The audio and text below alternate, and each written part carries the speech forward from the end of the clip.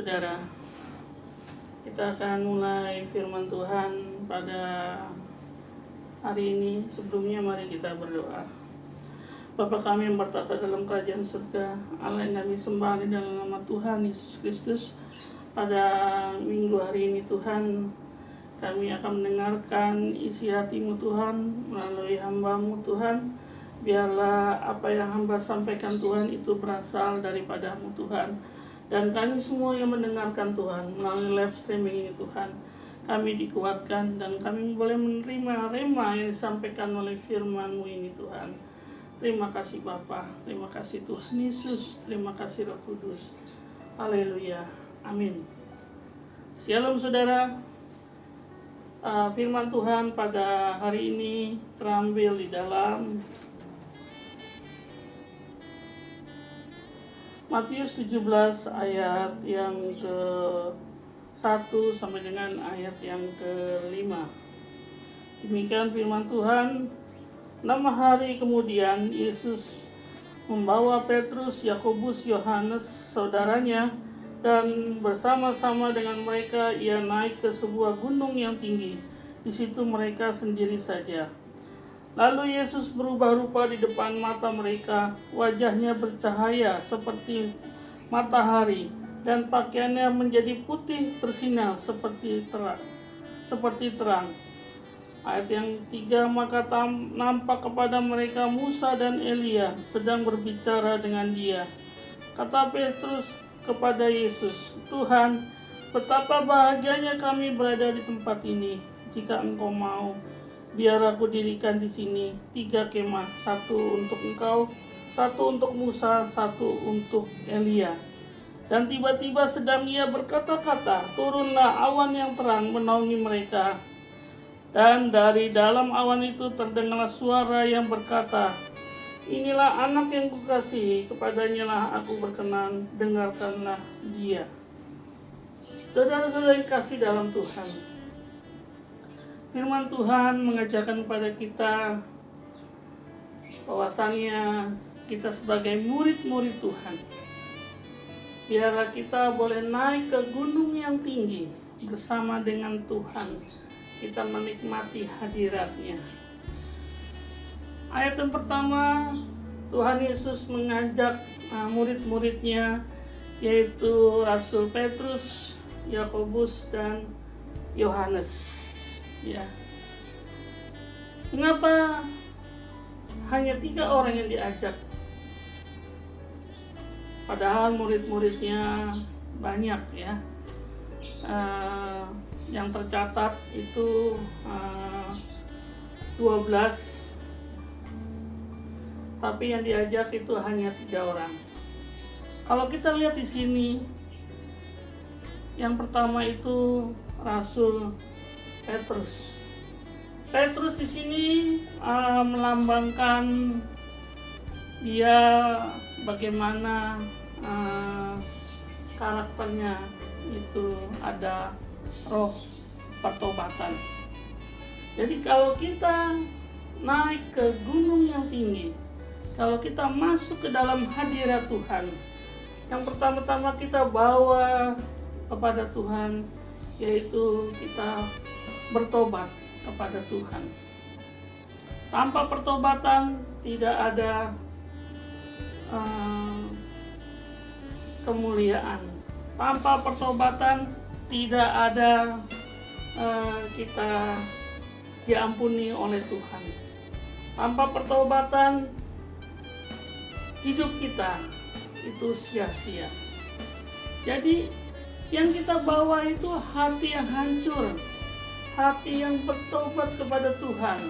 Karena kita tahu setiap hari tanpa kita sengaja pasti kita berbuat salah, baik itu kepada manusia maupun kepada Tuhan. Jadi sebagai murid-murid Tuhan, yang pertama kita harus senantiasa ada pertobatan, senantiasa bertobat kepada Tuhan. Karena akhir-akhir ini saudara, bagaimana kita mau masuk di dalam perubahan, ya, kita akan menghadapi kehidupan new normal. Apa yang harus kita bawa, apa yang harus kita lakukan sebagai murid-murid Tuhan? Kita harus senantiasa naik ke gunung Tuhan. Kita berdoa kepada Tuhan untuk menghadapi perubahan-perubahan ini di dalam dunia ini. Kita tahu kejadian ini sebelum Tuhan Yesus naik ke sebelum Tuhan Yesus itu mati di kayu salib. Sebelum Tuhan Yesus itu bangkit dan naik ke surga. Jadi Tuhan mempersiapkan hal ini. Dia naik ke gunung yang tinggi. Dia disebutkan itu gunung apa, tapi kemungkinan besar itu Mount Hermon atau Bukit Hermon. Di dalam Mazmur dikatakan Hermon itu yaitu kesanalah berkat Tuhan dibawa. Ya. Jadi kalau kita sebagai murid-murid Tuhan mau menerima berkat Tuhan, kita harus naik ke gunung yang tinggi, ya, supaya kita menerima apa yang dijanjikan Tuhan. Ya. Beberapa bulan ini kita menghadapi situasi yang sangat sulit. Kita yang tadinya bekerja, tiba-tiba ada satu perubahan. Kita di PHK, kita dirumahkan. Kita panik, tapi sebagai murid Tuhan, kita diajar untuk senantiasa siap di dalam menghadapi perubahan apapun itu juga. Karena Tuhan senantiasa memelihara kita. Tuhan senantiasa menjaga kita sebagai anak-anaknya. Yang kedua, kita melihat bagaimana Tuhan mengajak murid yang kedua, yaitu Yakobus. Yakobus di sini tidak banyak diceritakan di dalam Alkitab, ya. Tapi satu hal, karakter Yakobus yang sangat kuat, yaitu semangat. Yakobus mempunyai semangat yang luar biasa di dalam mengabarkan Injil. Dia mengabarkan Injil ke negara Spanyol, ya. Kemudian setelah dia pulang, dia dipenggal oleh Herodes. Dia murid yang pertama sebagai martirnya Tuhan. Yang murid yang mempunyai karakter yang semangat. Jadi kita harus mempunyai semangat di dalam kita mengikuti Tuhan. Apapun yang terjadi di tengah-tengah dunia ini, di tengah-tengah lingkungan kita, kita harus tetap semangat berkarya, semangat bekerja, semangat melayani, semangat untuk beribadah, semangat untuk berdoa. Amin, saudara. Ya, kita harus tetap semangat kalau kita mau menerima berkat-berkat Tuhan. Kalau kita mau menerima mana yang disediakan oleh Tuhan, kita harus bangun pagi-pagi untuk memungut mana itu. Karena kalau kita kesiangan, mana itu akan mencair, ya, akan menjadi busuk. Kita sudah disediakan oleh Tuhan. Bagaimana respon kita untuk melangkah, untuk berkarya, ya. Terus terang, ya, saya dalam bulan ini juga menghadapi situasi yang sulit, tapi saya tetap semangat, saya tetap percaya kepada Tuhan bahwasannya saya tidak sendiri. Tuhan senantiasa menolong saya dan keluarga saya. Puji Tuhan, apa yang saya khawatirkan sebelumnya ya, bahwa saya tidak bekerja, dirumahkan, tapi saya mempunyai satu keyakinan yang kuat bahwa Tuhan akan memelihara kehidupan saya dan keluarga. Dan ternyata benar, saudara. Ya, saya banyak menerima pertolongan dari Tuhan melalui tangan Tuhan memakai sahabat, ya, Tuhan memakai gereja, Tuhan memakai pemerintah, ya, yang saya tidak pikirkan sebelumnya. Justru dalam bulan-bulan ini berkat-berkat Tuhan banyak sangat mengalir, ya. Bahkan saya bisa berusaha sendiri. Saya bisa membeli produk, membeli dagangan, lalu saya jual kembali. Ya. Kita harus mempunyai terobosan-terobosan. Jangan kita patah semangat menghadapi situasi-situasi yang sulit, tapi kita tetap semangat seperti Yakobus, seperti Petrus. Kita terlebih dahulu kita bawa pertobatan kita kepada Tuhan.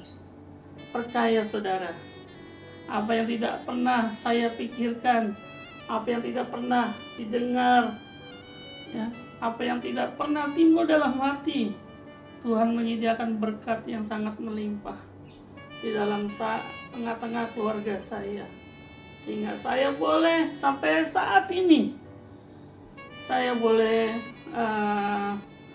bisa membayar apa yang menjadi kewajiban saya dan keluarga, ya, bayar sekolah, bayar kuliah, bayar apapun itu, ya, yang tanpa saya, yang tadinya saya khawatirkan, tapi Tuhan menyediakannya. Amin, saudara. Percaya saja, kalau kita mengandalkan Tuhan, kalau kita mempunyai tetap semangat, pasti Tuhan akan senantiasa memelihara kehidupan kita. Yang ketiga di sini, Tuhan membawa, yaitu muridnya Yohanes. Yohanes ini mempunyai karakter orang yang sangat lembut, murid yang paling dikasihi oleh Tuhan Yesus. Dan kita harus mempunyai karakter mengasihi orang lain, mengasihi Tuhan, mengasihi keluarga kita, ya. Itu yang harus kita bawa di dalam kehidupan kita untuk menghadapi perubahan-perubahan ini di tengah-tengah dunia ini. Kalau itu kita bawa, percaya saja, Tuhan pasti akan senantiasa memelihara kehidupan kita. Ayat yang kedua, saudara, dikatakan di sini, lalu Yesus berubah rupa di depan mata mereka, wajahnya bercahaya seperti matahari, dan pakaiannya menjadi putih bersinar seperti terang. Tuhan Yesus berubah rupa, ya. Kita tahu, ya, Tuhan pada saat itu, ya, Dia turun ke dunia menjadi rupa, menjadi manusia. Dia 100% manusia dan 100% Tuhan. Di dalam menghadapi kematian yang sudah ada di depan mata, Dia perlu tentunya sebagai manusia yang memerlukan kekuatan, memerlukan satu dorongan, ya, sehingga di situ tampak hadir yaitu Musa dan Elia. Musa itu melambangkan Taurat Tuhan, Elia itu melambangkan kuasa kuasa Tuhan. Jadi Tuhan Yesus berdiskusi ya kepada Elia, kepada Musa. Kita tidak tahu apa yang diskusikan, tapi sangat jelas sekali ya. Maka tampak kepada mereka Musa dan Elia sedang berbicara dengan dia. Kata Petrus pada Yesus, "Tuhan, betapa bahagianya kami berada di tempat ini. Jika engkau mau, biar aku dirikan di sini 3 kemah, satu untuk engkau, satu untuk Musa, dan satu untuk Elia." Tapi Tuhan menolak untuk semuanya itu, ya, mendirikan kemah, karena bagi Tuhan biarlah Dia tidak memerlukan yaitu satu penghormatan yang dari manusia ya. Dan tiba-tiba sedang berkata, turunlah awan yang terang menaungi mereka, dan dari dalam awan itu terdengar suara yang berkata, "Inilah anak yang kukasihi, kepadanya lah aku berkenan, dengarkanlah dia." Suara dari surga mengatakan bahwa Tuhan Yesus anak yang dikasihi. Ialah Tuhan yang turun ke dunia untuk menggantikan kita, untuk menebus dosa-dosa kita, sehingga kita memperoleh keselamatan yang Tuhan berikan kepada kita. Mari kita sebagai murid-murid Tuhan, kita boleh menjaga keselamatan yang Tuhan berikan. Biarlah di dalam kehidupan kita, kita boleh senantiasa berkarya, kita boleh senantiasa naik ke gunungnya Tuhan, yaitu kita masuk ke dalam hadirat Tuhan, dan kita boleh senantiasa melakukan apa yang Tuhan mau, apa yang Tuhan kehendaki dalam kehidupan kita. Hari-hari belakangan ini ya, kalau kita melihat bagaimana perkembangan dunia menuju new normal, kita diperhadapkan satu sisi kekhawatiran, kita satu sisi diperhadapkan kita harus memenuhi kebutuhan hidup kita. Biarlah kita boleh mengikuti apa yang sedang terjadi, apa yang Tuhan maui di dalam kehidupan ini. Yang pertama, kita harus naik ke gunungnya Tuhan, kita harus berdoa. Kemudian kita harus senantiasa mempunyai karakter seperti Petrus ya. Dia ada pertobatan, dia berkhotbah, sekali berkhotbah puluhan ribu orang dimenangkan. Kita juga harus mempunyai karakter seperti Yakobus, itu semangat, dan juga kita harus mempunyai karakter seperti Yohanes, ada kasih di dalam kehidupan kita. Itu yang Tuhan mau, saudara, dalam kehidupan kita. Biarlah kita di dalam menghadapi situasi seperti ini, kita percaya Tuhan pasti bersama dengan kita. Jangan takut, jangan gentar, hadapi semua ini dengan hati yang bersukacita, dengan hati yang bersyukur, dengan hati yang senantiasa memandang kepada Tuhan. Tuhan pasti memelihara kita. Apapun profesi saudara saat ini, lakukanlah itu dengan sepenuh hati, lakukannya itu dengan penuh semangat. Pasti semuanya akan membuahkan hasil. Jangan mengeluh, jangan khawatir ya. Yang terpenting kita senantiasa apa yang new normal ini ya dimaui. Kita harus senantiasa pola hidup kita, cuci tangan, memakai masker, terus juga kita tidak berkerumun. Kita lakukan itu ya. Kita juga lakukan senantiasa baca Mazmur 91. Kita lakukan berdoa kepada Tuhan. Percaya saja sampai Tuhan Yesus datang yang kali kedua. Bahkan atau saat maut menjemput kita, kita tetap menyelesaikan pertandingan iman kita sampai garis finish. Hidup ini adalah kesempatan, hidup ini adalah pilihan, hidup ini adalah perjuangan. Isilah hidup itu penuh dengan warna. Kita goreskan tinta kehidupan kita untuk memuliakan Tuhan. Saat ini belum bisa beribadah di gereja, kita lakukan ibadah di rumah. Kita mendirikan mezbah keluarga. Kita senantiasa memuji Tuhan. Kita berdoa, bekerja. Kalau yang harus terpaksa bekerja di luar, lakukan aja. Ya, jangan khawatir.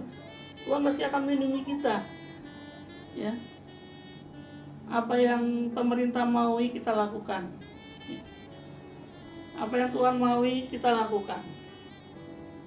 Kalau kita lakukan itu, kita pasti menjadi orang-orang atau murid-murid Tuhan seperti Petrus, Yohanes, dan Yakobus. Inilah orang-orang murid-murid Tuhan yang sangat dekat kepada Tuhan Yesus. Sebelum kematian Tuhan, orang-orang inilah, murid-murid inilah yang senantiasa diajak oleh Tuhan untuk berdoa, untuk masuk ke dalam hadirat Tuhan. Biarlah kita sebagai murid-murid Tuhan, akhir-akhir ini kita yang dibawa oleh Tuhan masuk ke gunung tinggi, yaitu Bukit Hermon. Kesanalah berkat diperintahkan oleh Tuhan mengalir ke dalam rumah tangga kita masing-masing. Inilah firman Tuhan pada minggu hari ini. Biarlah boleh senantiasa menguatkan kita, boleh senantiasa meneguhkan hati kita untuk kita lebih semangat lagi melayani Tuhan. Mari kita berdoa. Terima kasih Tuhan Yesus untuk berkat firman-Mu Tuhan yang boleh meneguhkan hati kami Tuhan. Kami percaya Tuhan, saat ini Tuhan kami boleh menghadapi kehidupan yang baru Tuhan. Kondisi new normal ini Tuhan, di tengah-tengah pandemi ini Tuhan. Tapi Engkau mengajarkan pada kami Tuhan untuk senantiasa jangan takut, jangan khawatir, jangan gentar. Percaya saja, pasti Tuhan melindungi kita, Tuhan senantiasa meneguhkan kita. Terima kasih Tuhan untuk firman-Mu, untuk pagi hari ini Tuhan. Biarlah Engkau berkati setiap anak-anak-Mu yang dalam pergumulan Tuhan. Yang sakit Engkau sembuhkan, yang lemah Engkau kuatkan. Bahkan Tuhan yang berkekurangan Tuhan, Engkau senantiasa ada jalan keluar Tuhan. Mereka boleh semangat lagi Tuhan untuk berkarya, untuk bekerja. Apapun itu Tuhan, biarlah mereka senantiasa membuahkan hasil untuk keluarga mereka Tuhan. Berkati kami semua Tuhan, berkati jemaat GBI Harapan Tuhan. Biarlah lebih semangat lagi Tuhan, lebih berserah lagi kepada-Mu Tuhan. Di dalam nama Tuhan Yesus. Haleluya. Amin. Salam jemaat GBI Harapan, bagaimana kabarnya? Tetap luar biasa. Amin. Puji Tuhan, dengan ini kami memberitahukan untuk ibadah raya tanggal 21 Juni 2020. Bapak Ibu masih tetap beribadah di rumah masing-masing, berdoa bagi bangsa dan negara Indonesia agar segera terlepas dari virus corona, juga berdoa bagi gereja Tuhan, jemaat Tuhan, supaya Tuhan memberikan kekuatan dalam pergumulan saat ini. Bapak Ibu dikasih Tuhan, untuk ibadah tengah minggu masih diliburkan, menunggu konfirmasi lebih lanjut dari gereja. Dan Bapak Ibu yang rindu untuk memberikan persembahan dapat dikumpulkan disalurkan dan diberikan ke gereja. Bapak Ibu yang rindu untuk memberikan perpuluhan juga dapat mentransfer pada nomor rekening berikut ini. Dan bagi Bapak Ibu yang rindu juga memberikan persembahan bagi Tuhan, yaitu sumbangan sukarela untuk pembangunan, dapat mempersembahkan juga pada nomor rekening berikut ini. Demikian pengumuman. Tuhan Yesus memberkati.